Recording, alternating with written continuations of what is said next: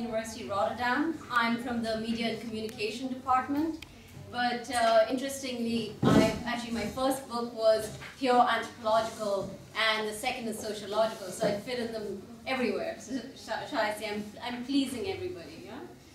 So this is part of my upcoming book called The Leisure Commons, A Spatial History of Web 2.0, where I actually define Web 2.0 as something that has a space which is dominantly characterized by the properties of leisure, and of what I call the leisure commons.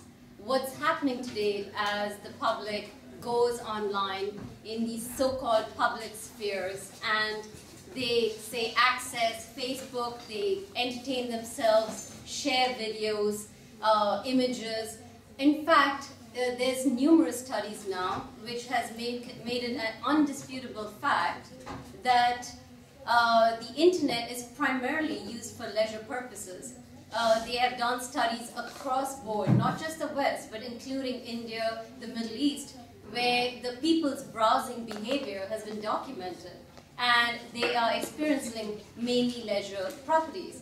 So what does this actually mean? Now I'm going to address a particular aspect from my book, which is about an interesting phenomena that's taking place where corporations are functioning like individuals and are also hoping to be friended by you, putting on videos of commercials on YouTube and hoping it'll go viral. In fact, their behavior is very much to do, is synchronous with typical individuals. So how do we make sense of that? So what I would like to do is, these kinds of conversations have the danger of going and becoming too general, too universalistic. And what I would like to do is create a certain situatedness. How does one do so? What I found being from the Media and Studies department, Media and Communication Studies department, I find that they did not draw from, say, urban studies, even though it is undeniable a fact that if you want to conceptualize the internet and its practices, you need to see its architecting, right? Because that's the spaces you inhabit. In fact, the very notion of cyberspace seems so ungrounded and seems so groundless. And so a lot of architecture has been attributed to these spaces. So there's a deep linkage between urban studies, like urban planning, and media studies, but very few works have actually tried to bring them together. And another is trying to see one of the biggest claims about, say, these corporations usurping leisure spaces is the novelty factor. You have conversations on presumption, digital labor, how our data itself is labor. There's so much going on, but very few attribute it to any kind of historical practice, claiming this is unprecedented. So I would like to examine that. And the third, if we have time, I would like to examine a particular concept of busyness and how context matters in something like, in making busyness, the act of being busy. And it's just a small sliver that I would like to talk on, right? So, okay, let's look at the virtual workspaces. Sanjay Parthasabi is the Microsoft corporate VP, and he says, we see blogging as a great opportunity for direct and deep two-way communications and conversations. Now, he's very enthusiastic about blogging, and in fact, Microsoft has won numerous awards about being at the forefront of embracing social media. They have more than 1,000 blogs, and they in fact have to create an internal clearinghouse to create a ranking list of the most popular blogs. Now you would think, okay, surely these blogs are about programming, but actually not. They share photos, hobbies. One of the top blogs in Microsoft is about astrology, because there's a lot of people in India who are working for Microsoft, and astrology is a sacred thing in India, right? So, because if your stars are not aligned, you can't get married. So anyway, but the point is that the blogging has become very pervasive, and you would think, wow, that is very forward thinking of Microsoft. But here's an interesting fact, is a decade ago, Microsoft was also at the forefront for suing every blogger that wrote against Microsoft, suing anyone who used social media for leisure purposes at their workplace. they were very litigious in nature. So what changed? Is this a new corporate culture? Jason Fried has written a book on rework, where he did these studies and he asked people around the world, saying, where do you get your work done? And majority of people listed the office as the last place where they got their work done. In fact, the places that came to mind were cafes, you know, these sort of what we consider as leisure spaces was where they actually labor their best. So that really complicates this conversation, isn't it? So that's interesting why the text has not appeared. Oh, okay, never mind. Yes, it has. So, okay, so you would think that corporations are going through a radical transformation now, and it's happening, maybe they're the leaders of it. It's sort of a catch-22 situation, because by nature, 85% employers have reported that employees are using social networks. So people are checking their Facebook whether they like it or not. So are corporations going to sue every single employee of theirs? So there's obviously a critical juncture where they had to rethink their practices of litigation. Then there are companies with 500 plus employees allow social network sites at work. In fact, today it is deemed essential to have a social media presence. One is to create community bonding, communal bonding, loyalty to your company. There's a whole range of studies which are saying that social media should be essential. In fact, the more leisure incorporated into corporate workplaces, the more likely a person is, you know, a person would feel loyal towards a company and will be more productive, basically. Now, employers, it says, using social media could save US companies $370 billion in 2012. Now, we have to understand, I mean, these figures, I mean, are debatable, but we have to understand this could also mean like you can advertise to your customers directly. Customers can be in touch with you directly through different social media. It gets rid of a lot of middle management, and so one can actually really sort of see what that actually means. But undoubtedly, these trends basically say corporations have no choice in some way, and if they want to survive in this working climate, they need to be at the forefront, right? Now, my argument here is that unfortunately, the conversation stays within the digital arena. We keep talking about it as if the physical corporate space does not matter. Actually, it's fascinating. You can learn a lot about what's happening in the literal architecting of physical workspaces. There's been a shift from the sort of cubicle mentality, right, which was a very functionalist, post-Fordist sort of thinking of saying people needs to be highly efficient, and you have a task and you have to deliver an output. And so the architecture reflects the orientation of a company and their intent. Now, it's what I call the cubicle to the hammock phenomena, is now people are, you know, dislocated. It's not such an issue. At my university itself, we are told, guess what? You will not have an office anymore. You'll have stations where you can plug in and plug out.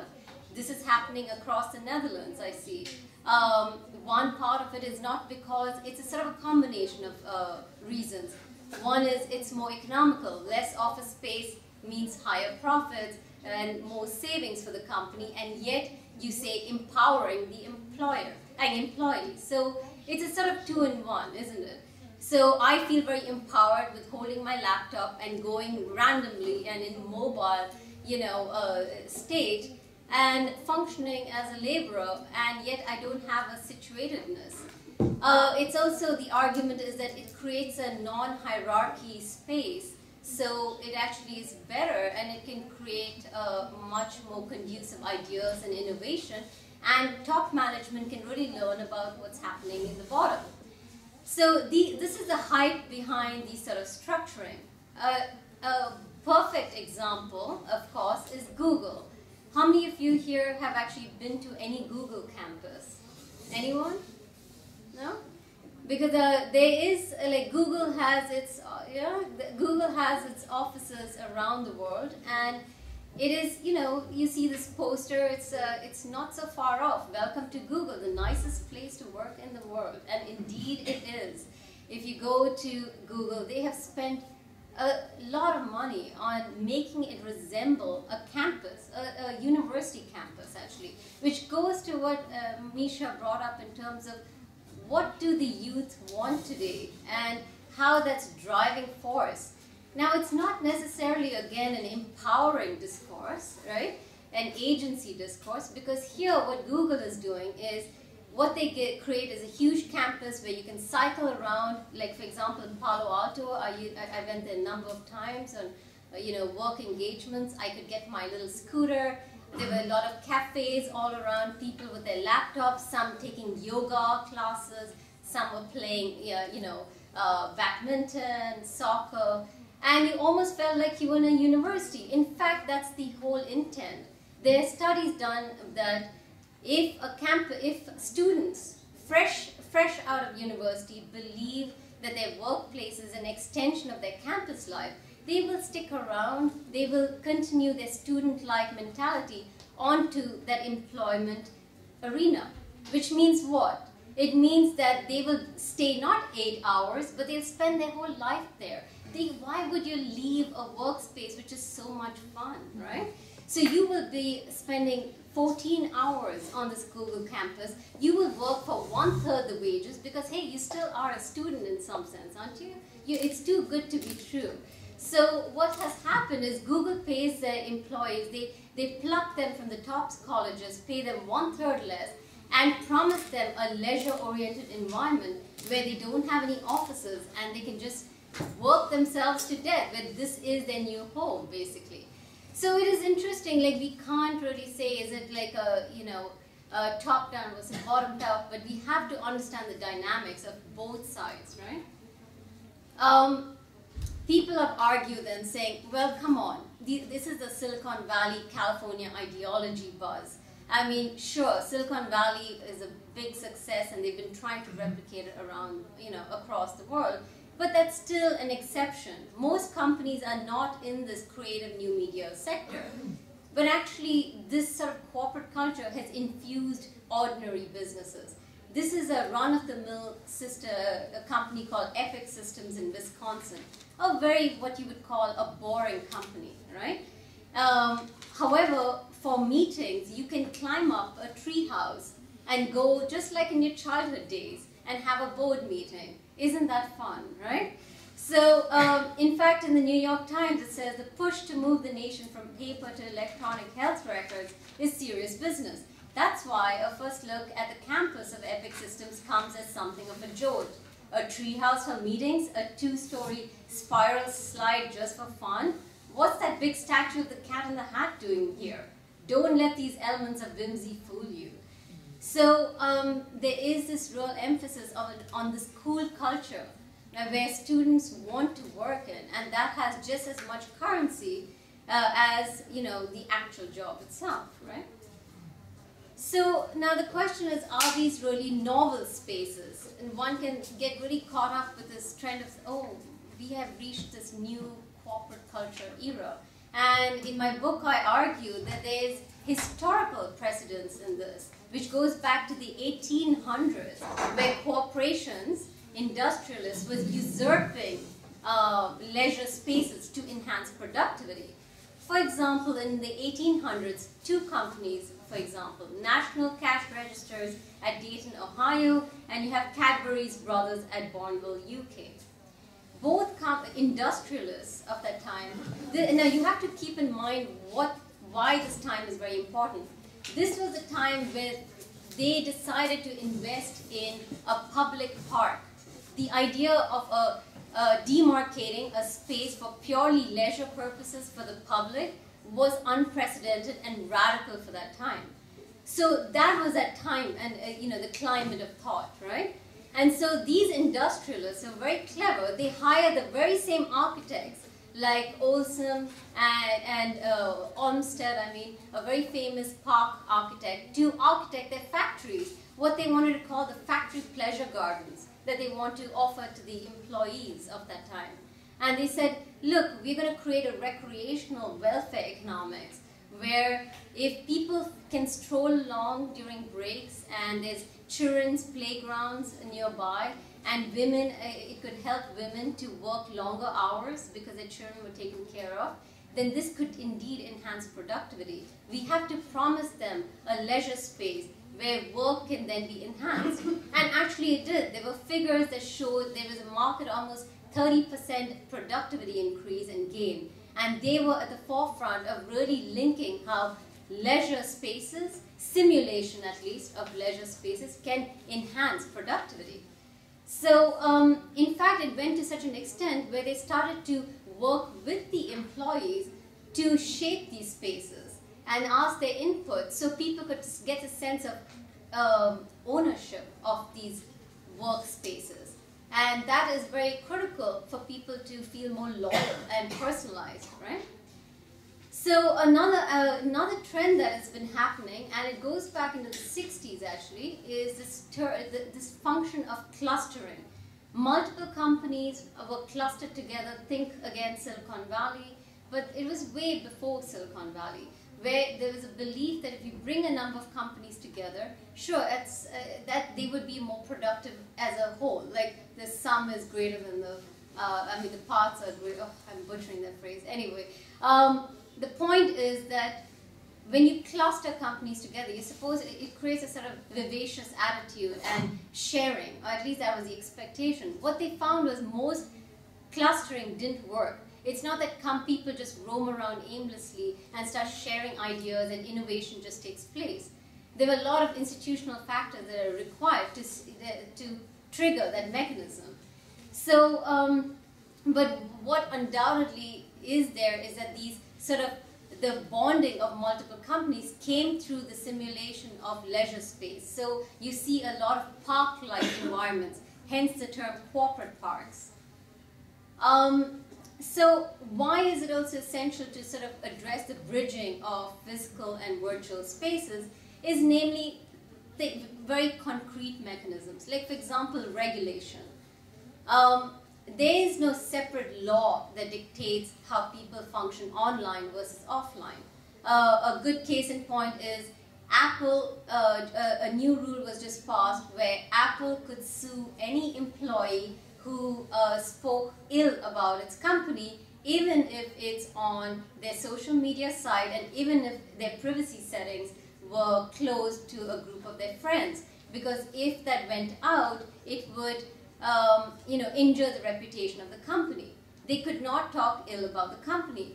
Now that is very interesting in terms of the connotation of what happens when corporations usurp these social media spaces. They tend to own, and law also supports their rights on that property, whether online or offline. So what you say and what you do in a physical workspace, those laws are being applied to digital workspaces, and that is something which is a very concrete way of binding both discourses because you can't see them as separate. Another aspect is whether is it private or public ownership. We can borrow a lot from sort of urban studies literature to understand what's happening online, because right now a lot of discussion, at least in the media world, is about okay, a lot of these so-called public virtual spheres are actually semi-privatized. Facebook, Twitter, LinkedIn, all these are actually company-driven. They appear public, they appear democratic and free-for-all, but these architectures are owned by private companies, which means all your actions on it, aka your data, is owned by these companies. And that's the big conversation, isn't it, right now? So let's look at what's happening in the physical sphere, is that these same conversations, if you look at any global city, a lot of the laws in place are that companies contribute to the maintaining of the so-called public land, but actually they have done studies on, say, New York, London, and all the top global cities, and there's very little state land left. Actually, it's owned by corporations that they lease in good faith to the public. But what does that actually mean? It still means that even though ownership can be private, actions on it can be deeply public, and corporations may be quite powerless in managing it. For example, the Occupy San Francisco movement. Here's a photograph of Union Square in San Francisco, where the actually is owned by companies around it, but was occupied by people protesting on a variety of issues. But the companies could not do anything against it because it would look bad on their end. So at some point, even if you privately own it, you have to abdicate your control to public interests because corporations don't have that much of a right. And I find that very fascinating in terms of the tensions between the public and ownership. Now, similarly, what's happening on social media sites is that when you have a corporate Facebook page and people, like for example, Shell, I actually worked a little bit with Shell, and one of their biggest nemesis was Greenpeace. They hated them with like all their passion because Greenpeace would often usurp their spaces and basically carpet bomb it with their activism propaganda and against Shell, and Shell felt they were their hands were tied because if they got rid of their posts, there would be just more and would show that what is Shell trying to hide, or if they didn't act at all, it showed that they were indifferent and it was true. So it's very interesting how the semi-public private space is enacting online and offline. And it's much to be learned on how, once we bridge the two conversations, on how we can learn from each other, right? And the last aspect of challenges and openness is there's always a trade-off. We've been talking about consumers and producers, and there's this new buzzword called prosumers, the new consumers who are producers. And technically that is every one of us, because everything we do could be considered an act of labor because we are producing data. Today in this data-driven economy, and when that becomes the product and that becomes the source of the economy, technically we all are employees, unpaid, and we are precarious laborers. One can argue that. On the other hand, you can say we are deeply empowered because we are actually pushing companies to really serve us in ways that we never actually could do before. So this sort of customer engagement, like media shows, media companies are rarely now like television series are rarely completing their scripts until they get their fandom base, voicing their ideas. So a lot of companies are hesitant to even move and forward without actually getting input from customers. So there's a sort of double-edged sword, and it's important to address the dynamic. So how much time do I have? 10 minutes. 5 minutes. Okay, all right. Not like 10. Okay, so anyway, I'm on the tail end of this. We have already heard from a number of speakers here is that there's definitely a shift from working for leisure versus working as leisure, and this is more and more pronounced in these sort of terms like serious leisure, which comes at what about passion? If I'm really, and we've talked about it, some of you guys have brought it up, is that if I'm very passionate about what I'm doing and I happen to be paid for it, is it really labor? Does it really, and I'm very serious about it. This ties into also hobbies.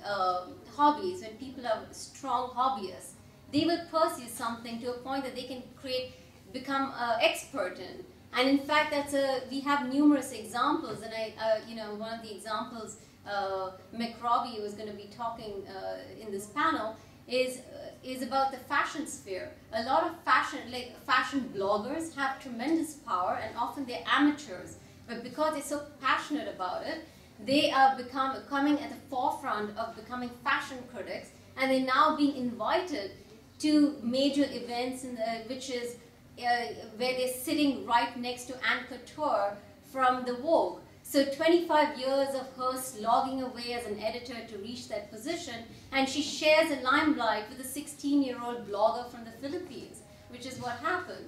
So what does that actually mean, right? And that is one of these repercussions of serious labor.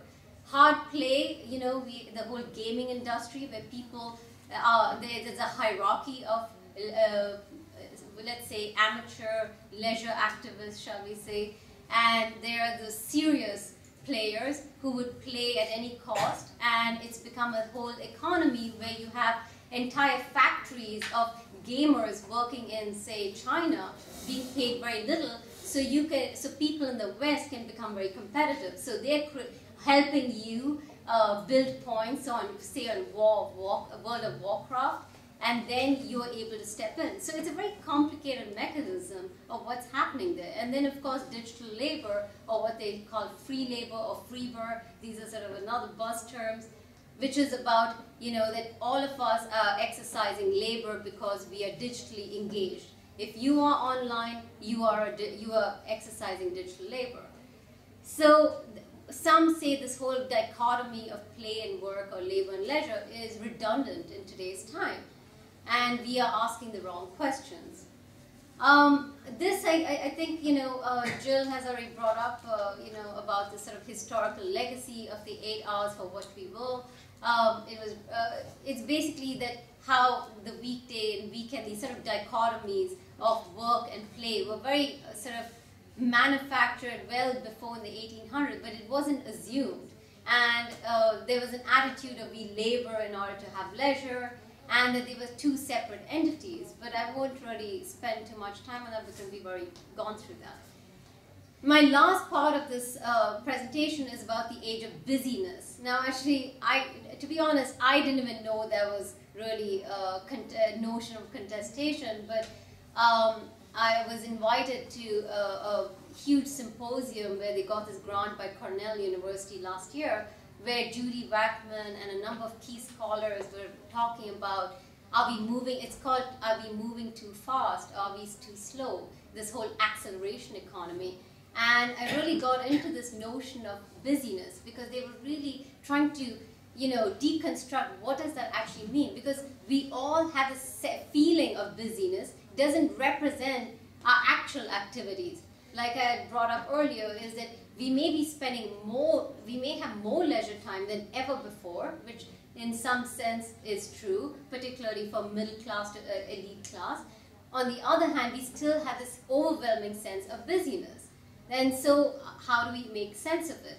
In fact, there's this whole conversation of the crackberry addicts. Of course, today the BlackBerry is sort of dead, but in those days, the rise of the sort of crackberry addict who needed to be on 24/7, it's almost an addiction, right?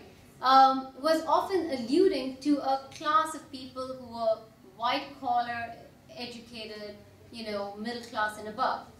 So I examined that same notion in a very different context to emphasize why context really matters. Now, my first book is called .com Mantra, Social Computing in the Central Himalayas, where I lived for almost a year in a village in India where broadband had just arrived. And so these were the newbies of the population. And I wanted to see, are these guys really fitting the scripts of the Western norms and understandings of what constitutes as busyness? Busyness here means something very different. Most people don't have mobile phones, and meaning smartphones, and a lot of people who want to access the internet went to cyber cafes. And so I found that very fascinating because broadband is still very slow, which created very tremendous amounts of lag time, downtime when the server got started. You click on a website and you have to wait. There was a lot of waiting and a lot of wasted in-between time. And so people felt always busy, but that busyness was capitalized in many ways. For example, part of my field work is I volunteered to work in a cyber cafe as an employee. And I said, because you can see this photograph, it's really small. So to justify my presence, it's like this tiny room where if I'm going to be there as an anthropologist, I really need to justify my existence there. And so I worked there for a few months, and what I found was the girls used it as a major dating space, because in those communities, girls and boys don't date. In India, this whole concept of dating is an alien concept. But if they can justify that they were going to these cyber cafes for labor purposes, which means schooling purposes, and the service took time, they could actually chat with the boys. So the boys would come and sit in one computer station, the girls would sit in one computer, they would do their work and in between socialize and chat with their girlfriends. So it became like a cafe environment, and this downtime was leveraged for purposes which normally they would not find in their typical institutional settings in their society. Another way busyness was capitalized was, here's one of the participants. He was actually the owner of the cyber cafe, and he said he was very bored often, and so he started to do a lot of photoshopping just for a heck of it, and he was into Matrix, and so he put his head on the character of the Matrix. I don't know if you can see that, but that's him as a Matrix figure, the Neo, so the Indian Neo, right? And he found he was really good at it. So what is very interesting is how the downtime, which is considered like empty busyness in the West, it would be considered wasted time, was used for productive purposes, but not inherently oriented towards productive. It was meant for leisure, and then slowly he gained the skills, he gained the learning capacities and the skills to be able to create these aspects, which allowed him then to make it into a formal business, where he started promising matrimonial photos, and it became his core business. So it was an interesting story of how labor can become leisure and then can become labor again in ways which we don't normally find in Western constructs, which brings to the point that these notions are temporal and deeply contextual, right? And another aspect is about presumption and economic status, is that people, presumption is again framed in the West very much heavily as youth creating content and contributing. So they're doing these videos, YouTube videos of their cats jumping with heavy metal music, and it's going viral. And but what is interesting is when you examine emerging markets, like anyone outside the West, they are looked upon as deeply utilitarian. In fact, $3 billion have gone into connecting villages in India, with the main aim of enhancing the utilitarian instrumental ends of villagers, which is 60% of the population in India.